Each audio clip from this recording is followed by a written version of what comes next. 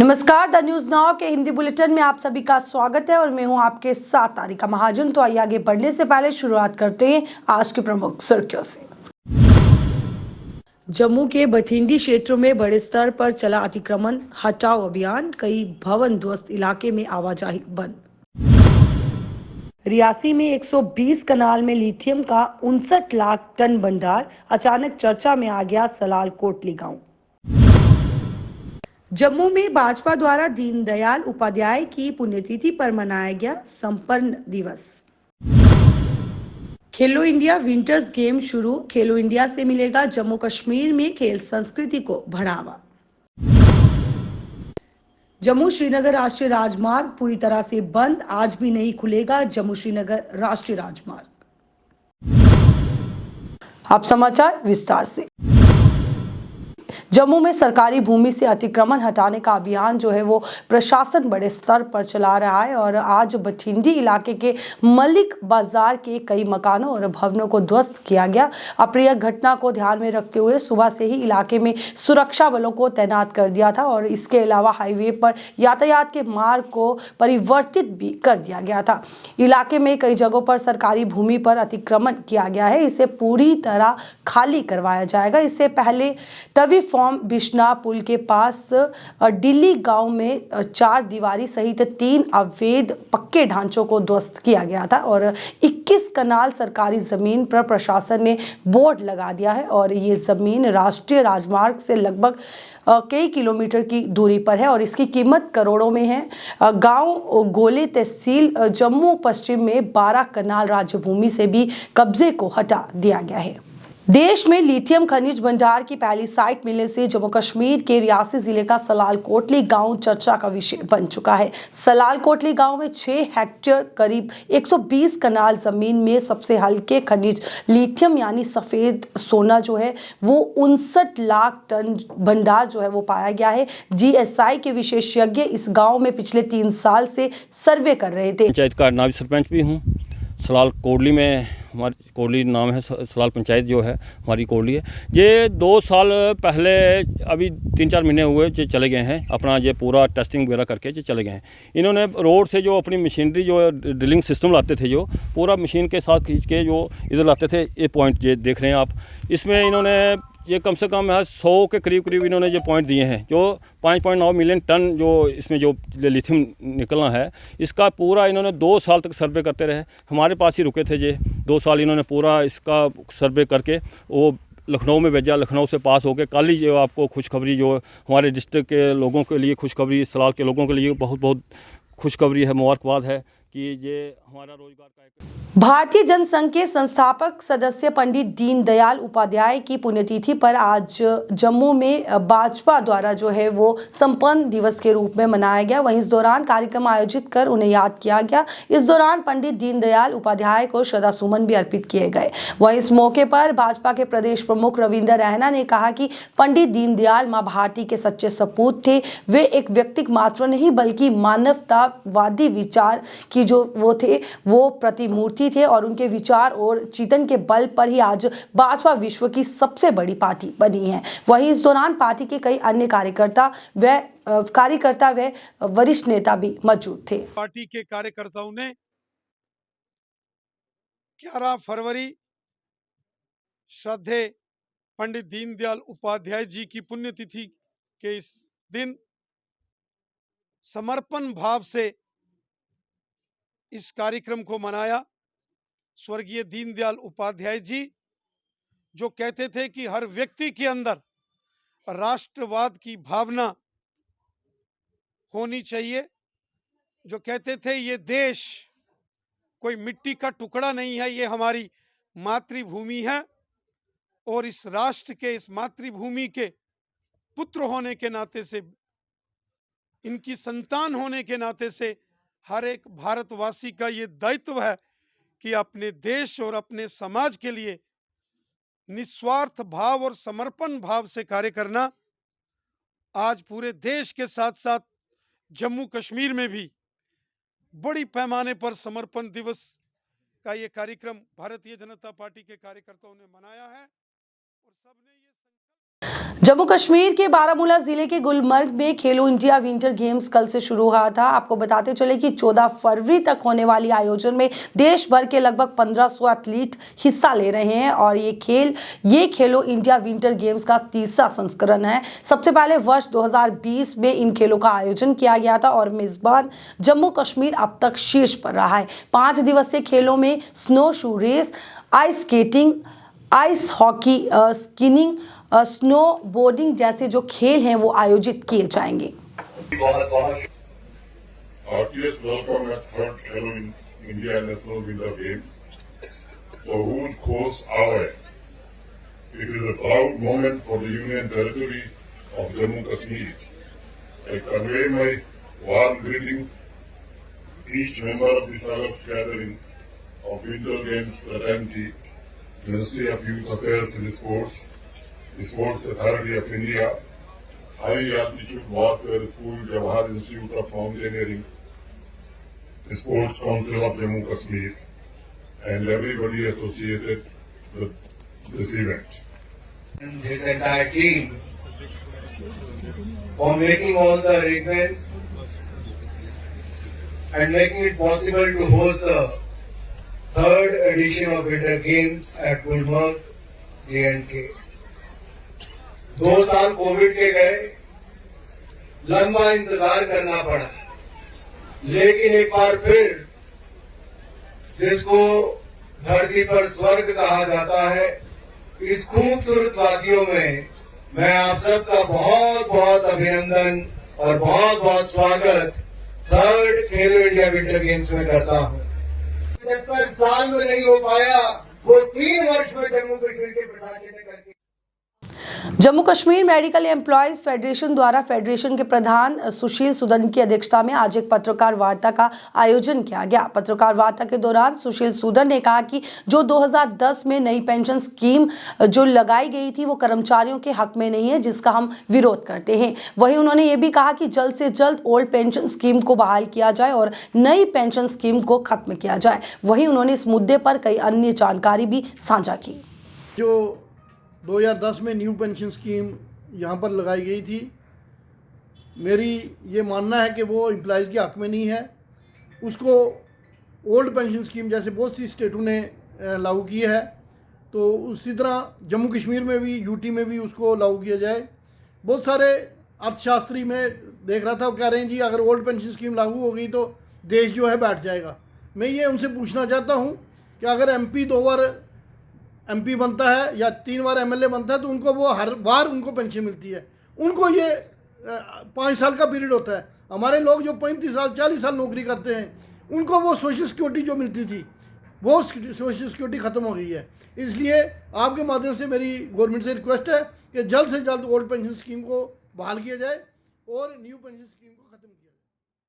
Anti encroachment drive के चलते आज जम्मू में एमजी हेक्टर का शोरूम गिरा दिया गया। आपको बताते चले कि प्रशासन ने कुछ दिन पहले भी इस पर कार्रवाई करने की कोशिश की थी, जिस पर स्थानीय लोग जो थे वो उस वक्त भड़क चुके थे और उन्होंने पुलिस पर भारी पथराव किया, जिसके बाद पुलिस ने आंसू गैस के गोले भी दागे। ये प्रदर्शन देर रात तक चलता रहा था, लेकिन फिर भी आज सुबह प्रशासन ने एंटी एनक्रोचमेंट ड्राइव के चलते आज फिर उसी क्षेत्रों में पुलिस के भारी बंदोबस्त के बीच एमजी हेक्टर का शोरूम जो है वो गिरा दिया।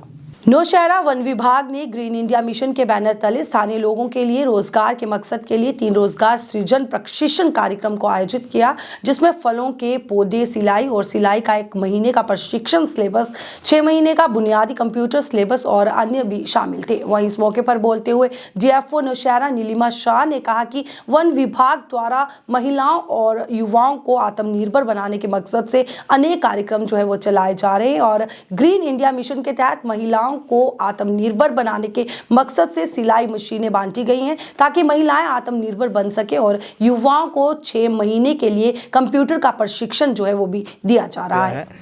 तो इस तरह की एक्टिविटीज़ और उसके बाद हमारे जो टाउन से कहें या हमारे जो सराउंडिंग एरिया से जो यंग जनरेशन है, जो पैसे की कमी के कारण कुछ कोर्स कंप्यूटर कोर्स करना चाहते थे और नहीं कर पा रहे थे, उनको आज 6 महीने की ट्रेनिंग जो है फॉरेस्ट डिपार्टमेंट की तरफ से फ्री ऑफ कास्ट जो ये सारा इनिशिएटिव जो है हमारे यहाँ की डीएफओ जो है मैडम नीलिमा शाह, उन्होंने लिया है तो गवर्नमेंट की बहुत सी स्कीमें होती हैं, लेकिन उसको इम्प्लीमेंट करना एक ऑफिसर के ऊपर डिपेंड करता है, वो किस लेवल तक उसको इम्प्लीमेंट करता है। तो मैं तारीफ़ करना चाहूँगा यहाँ पर हमारी जो IFS हैं और यहाँ की DFO हैं मैडम नीलिमा शाह, जिन्होंने ये इनिशिएटिव लिया और वो ग्राउंड लेवल पर जा कर के जो है लोगों के लाइवलीहुड जनरेशन के लिए जो भी फॉरेस्ट की तरफ से स्कीम्स आती हैं उसको फुली तरह से इम्प्लीमेंटेशन करती हैं। पिछले दिनों में हमने देखा कि उन्होंने लोगों को मशरूम कल्टीवेशन के लिए वो बैग्स बांटे, उसके बाद लोगों को पाइन नीडल्स के थ्रू जो हमारे जो मेन हमारा रॉ मटेरियल है, जो हमारे चीड़ की जो पत्तियां गिरती हैं उनसे जो टोकरियां बनाने वाली मशीनें दी गई। फिर उसके बाद अचार बनाने के लिए जो है और जेलीज़ बनाने के लिए जो है उनकी ट्रेनिंग कैंप्स लगाए गए और उनको जो जार्स दिए गए। तो इस तरह के कार्य जो हैं ये फॉरेस्ट डिपार्टमेंट की तरफ से और लोगों के बीच में किए जा रहे हैं। उत्तरी कश्मीर के बांडीपुरा जिले के हाजीन कस्बे में कल देर शाम सड़क हादसे में 35 वर्षीय एक व्यक्ति की मौत हो गई। शाहगुन के गुलाम अहमद डार के पुत्र निसार अहमद डार के रूप में पहचाने गए एक व्यक्ति को बोनी खान हाजीन इलाके में एक कार के दुर्घटनाग्रस्त होने के बाद गंभीर चोटें आई। उन्होंने कहा कि दुर्घटना के तुरंत बाद डार को नजदीकी अस्पताल ले जाया गया, जहां डॉक्टरों ने उन्हें मृत घोषित कर दिया। उन्होंने कहा कि चिकित्सीय कानूनी औपचारिकताएं पूरी करने के बाद शव उनके परिवार के सदस्यों को सौंप दिया जाएगा। और ये भी कि ये पुल जो है यहाँ पर ये पहली बार ये हादसा नहीं हुआ है, सभी लोग जानते हैं यहाँ पर इससे पहले भी तकरीबन 10-12 बार ये हुए हैं और इन हादसात में दर्जनों लोग आपको पता होगा ज़ख्मी हो गए हैं और आज एक जो कीमती जान है वो यहाँ पर ज़ाया हो गई। और हम उम्मीद करेंगे कि इस पुल को अब जो बनाने का प्रोसेस शुरू हुआ है उसको थोड़ा सा तेज़ करके बहुत जल्दी इस पर काम शुरू किया जाएगा ताकि और लोगों की जानें यहाँ पर तलफ न हो जाए, इंसानी जानों को बचाया जाए। हमारी गुजारिश है एडमिनिस्ट्रेशन से, खासकर R&B से, कि वो ये पुल बनाने के लिए काम जो है ठेकेदार को कहे कि जल्द से जल्द वो शुरू। कत कि 1965 बनामुत यह R&B तरफ लकुट मकुट कदल वनिस तामत गए करीबन करीबन 17-18 जमात अगर एक्सीडेंट गए ये, मगर तमाम अत पे कहें तो गौर गसान। पत्म लट आव वन R&B पाई तक नमो टेंडर ते वगैरह हो मगर बनाना आव वनिस तम जहन, मगर खास कर गुजारिश कर डिस्ट्रिक्ट बांडीपोरास कि अत पे गो जल्दी जल्दी काम लागने, बे गो इंसानी जान रात गई कीमती जान, तो अहद खुद गो हमदर्दी कर तो अस कदलुक मसल हल ग जल्दी जल्दी। All Jammu and Kashmir Patwari association द्वारा आज श्रीनगर में एक पत्रकार वार्ता का आयोजन किया गया। पत्रकार वार्ता के दौरान एसोसिएशन के सदस्य ने कहा कि हमारी मांगे अभी तक बकाया है, जिसकी वजह से हमें कई मुश्किलों का सामना करना पड़ रहा है। उन्होंने LG प्रशासन से भी अपनी मांगों को लेकर जो है वो गंभीरता दिखाने को कहा और कहा कि हमारी जो भी बकाया मांगे हैं उसे जल्द से जल्द पूरा किया जाए। बाइफर्केशन नहीं हुई, रैशनलाइजेशन नहीं हुई। अगर आप देखेंगे पुलवामा में हमारे एक पटवारी को 15 गांव अपने इसमें है, चार्ज में है, और वो तहसीलदार साहब को मिन्नतें करता है, अरे भाई इसमें से कुछ 2-3 दूसरे बंदे को दे दो। अगर भाई रैशनलाइजेशन होती, पटवार हल्का जो नए इसकी तमीर होती, GK सर्कल्स की रैशनलाइजेशन होती, तो हमारी ये जो दीरीने डिमांडें हैं ये कंप्लीट हो जाती। अगर आप देखें कि इतना ज़्यादा पिछली मरतबा हमारी कमिश्नर सेक्रेटरी साहब ने पिछली मीटिंग में हमें बताया कि आपका जो ये एनहांसमेंट ऑफ कोटा जो है, एंटी कोटा जो है, we will do it 60-40 and मैं ऐसे कहा चलो कर दो 60-40, लेकिन फिर भी ना 60-40 ना कुछ, वो फाइल भी ऐसे ही अटकी हुई है।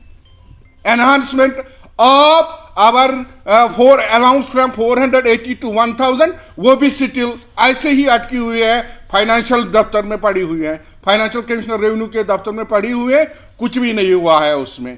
हमारी ये सब डिमांडें जूं की तू हैं, इसी की वजह से हमारे जम्मू प्रोविंस के जो भाई हैं, जो बुनियादी मेंबरान हैं, जो सदूरी अजला है, जो वहाँ की प्रोविंशियल बॉडी हैं, और वो इस वक्त टोकन स्ट्राइक पर हैं, और हम मरकजी body, UT body, state president, UT president का वेट कर रहे हैं कि उसकी तरफ से जो कोई भी इशारा होगा तो कश्मीर प्रोविंस उसका लबैक करेगी और स्टेट प्रेसिडेंट, यूटी प्रेसिडेंट की तरफ से जो भी हम लोगों पर जो भी हम लोगों के लिए हिदायत होगी, डायरेक्शन होगी, हम उसी डायरेक्शन पे काम करेंगे। क्योंकि हमारा जम्मू प्रोविंस जो है वो टोकन स्ट्राइक पर है। अगर हमें मरकजी बॉडी, यूटी बॉडी की तरफ से इशारा मिला कि हमें भी टोकन स्ट्राइक या इंडेफिनिट स्ट्राइक पे जाना पड़े तो हम गुरेज नहीं करेंगे। We are ready for that. Kathua में भाजपा एससी मोर्चा द्वारा एक दिवसीय कार्यक्रम का आयोजन किया गया। वहीं इस मौके पर राष्ट्रीय महासचिव संजय निर्मल ने कार्यक्रम में शिरकत की और कहा कि अनुसूचित जाति के लिए सरकार बहुत सारे काम जो है वो कर रही है और अब उनके हालात जो है वो पहले से ज्यादा बेहतर है। 70 साल में जो बिल्कुल समाप्ति पर था, धारा 370 अभी समाप्त हुई है, तो ये समय धीरे लगता है, समय लगता है। आप चिंता मत करिए, सब कुछ ठीक ठाक होगा, जल्द बहाल होगी। बिल्कुल, आप ये देखें कि ये जो सरकार अभी बनेगी यहाँ, वो सब कुछ करेगी, आप बिल्कुल निश्चित रहिए। कुछ जो एट्रोसिटी एक्ट भी बढ़े हैं, क्या देखते हैं? एट्रोसिटी एक्ट को तो नरेंद्र मोदी जी ने बहुत ज़्यादा मजबूत किया है। 22 से 47 पॉइंट किया है। कांग्रेस सरकार के अंदर 22 पॉइंट थे, वो 47 पॉइंट किया। उनको अधिकार देने का, न्याय देने का काम आदरणीय नरेंद्र मोदी जी और उनकी सरकार ने दिया है। आज बीजेपी अनुसूचित जाति मोर्चा प्रदेश की तरफ से ये कार्यक्रम कठुआ में रखा गया था। हमारे नवनियुक्त अध्यक्ष नीलम लंगेह जी और राष्ट्रीय महामंत्री हमारे संजय निर्मल जी, जिनका 2 दिन का प्रवास है जम्मू में, और उनका एक वेलकम कार्यक्रम जहाँ पर रखा था। आपने देखा कितनी संख्या में लोग आए थे, एससी समाज के लोग आए थे। तो भारतीय जनता पार्टी के नेतृत्व में, माननीय प्रधानमंत्री के नेतृत्व में, बीजेपी के जितने भी शाखे हैं और जितने भी एससी समाज के लोग हैं, उनको लाभ मिल रहा है। माननीय प्रधानमंत्री की जो 37% स्कीम है, 33% उनका जो रिजर्वेशन का लाभ, उनका हर स्कीम का लाभ, हर योजना का लाभ एससी समाज को मिल रहा है। उसी का जो नतीजा है कि सैकड़ों की संख्या में जहाँ पर लोग आए और लोगों ने जानी भी डाली है। उसके बाद भाजपा मजबूत होगी। आने वाले दिनों में देखना, जब भी इलेक्शन होगा तो 50 के पार ही सीटें आएंगी। JNK non gazetted employees association Jammu द्वारा मीरा साहिब में एक रीजनल वार्ता का आयोजन किया गया। वहीं इस दौरान एसोसिएशन के सदस्यों ने अपनी मांगों को उजागर किया और ये कहा कि हमारी जो भी मांगे हैं उसे जल्द से जल्द पूरा किया जाए ताकि हमें भी न्याय मिल सके। को रेगुलर करें, DPC करें, और साथ ही अभी ये जो हिरासमेंट चल रही है बिजली कर्मचारियों के रेवेन्यू के नाम पर, TND लॉसेस जो हैं, ऑलरेडी सरकार के नाकस जो तरसीली निज़ाम है, जो ट्रांसमिशन सिस्टम है, उसकी वजह से और प्रॉपर केबलिंग ना होने की वजह से है। लेकिन बिजली मुलाजमों पर कसूर डाला जा रहा है। जहां हमारे 35,000 40,000 बिजली कर्मचारी होने चाहिए थे, वहां आज 10-11 हज़ार बिजली कर्मचारी परमानेंट एम्प्लॉय है और 5-10 हज़ार टेलीविजन काम कर रहे हैं। वर्कलोड इस हद तक बढ़ गया है, जहां एक ट्रांसफार्मर में 2 लाइनमैन हुआ करते थे, वहां आज 50 ट्रांसफार्मरों का 1 लाइनमैन हुआ करता है। तब आप अंदाज़ा लगाइए कितना वर्कलोड बढ़ा है। लेकिन उसके बावजूद भी एक बहाना दूसरे बहाना करके यहाँ मुलाजमों को सताया किया जा रहा है। रेवेन्यू टारगेट तो पूरा हम तो करते हैं, पिछले साल से 20 से 50% रेवेन्यू ज़्यादा आया है, लेकिन उसके बावजूद भी मुलाजमों को हरासमेंट किया जा रहा है। वो हम चाहते हैं उसको फौरी तौर पर बंद किया जाए और साथ ही यहाँ जो बिजली मुलाजमों से मसाइल हैं उनको हल किया जाए, नहीं तो हम फिर सड़कों पर आने के लिए पिछली बार की तरह मजबूर हो। द न्यूज़ नाउ के हिंदी बुलेटिन के आज के अंक में बस इतना ही। तब तक के लिए मुझे तारिका महाजन को द न्यूज़ नाउ की पूरी टीम को दीजिए इजाजत। आप देखते रहे द न्यूज़ नाउ। नमस्कार।